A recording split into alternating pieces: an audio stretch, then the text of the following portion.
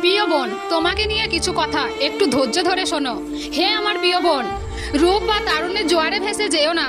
দেহের শক্তি ও সৌন্দর্য কোনো স্থায়িত্ব নেই, তিনি চাইলেই যে কোনো সময় তা কেড়ে নিতে পারেন। হে আমার বোন, পৃথিবীতে কত সুন্দরই তো ইতিহাস হয়ে আছে, কিন্তু তারা কি কেউ মৃত্যুর দংশন থেকে বাঁচতে পেরেছে? বোন, হৃদয় কারা চেহারা দেখিয়ে অহংকারের সাথে পথ চলো না। বোন, তুমি কি জানো বেপর্দার কুফল কি? ইতিহাস পড়ে দেখো, ইসলামই সর্বপ্রথম নারীকে মুক্তি দিয়েছে, ভোগের পণ্য হতে দেয়নি।